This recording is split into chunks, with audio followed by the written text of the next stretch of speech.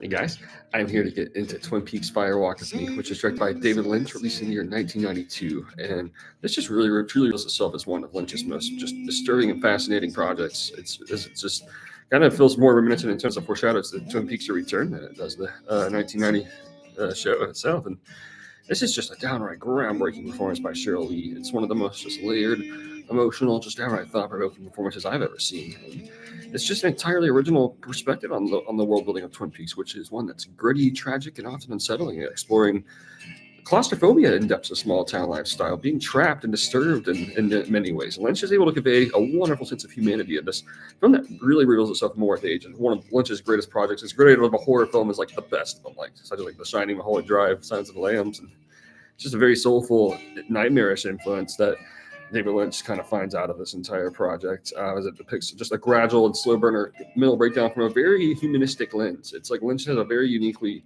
amount of sympathy for throughout this entire pacing. It's very original how it's paced. Just kind of a nightmarish perspective on the Twin Peaks universe, and even generally seemed to foreshadow directors such as like Lars von Trier and how it's in its display. And it's just very emotionally devastating. Like, it really wears its heart on its sleeve, much how a lot of Lynch does, and it's just consistently well paced. It's consistently fascinating, well paced, intense, terrifying, suspenseful. And it's just a world built entirely of its own. I mean, its pacing is original. The cinematography here is just completely unique to conveying dark depths of a dream into the depths of a psychological horror, as it kind of just conveys just a washing away of all innocent perspective by way of just overwhelming trauma, and it kind of just explores all of this from a very, very insane kind of way, really, but it's also incredibly cathartic in its own way as well. Yeah, this is also an ultimate project. I watched this first time, I like loved it, but I think watching Who's Return entirely enhances the enjoyment of this too, because I think it kind of validates maybe a lot of like the question marks that this kind of left at the time. Because yeah, this was like very misunderstood at the time. I think now it's like generally widely received that this is a masterpiece because of Who's Return's existence, and this is just a wonderful take on characterization.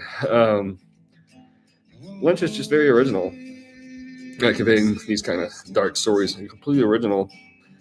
Um, just really kind of just it's visceral. This project is downright visceral, as it's very close up, and all kinds of odd eccentric side characters along the way. Like you get David Bowie, Kyle MacLachlan, David Lynch himself, and yeah, it's just an incredibly original project all around.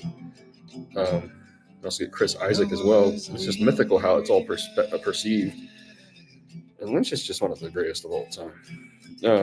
Displaying this dark universe, kind of just feels gritty all throughout. I love how gritty this is. I love how just unsettling a lot. Like, it's just very unsettling depths to go through, and the harsh value of this project is very intense and raw. It's just one of the bleakest I've ever seen.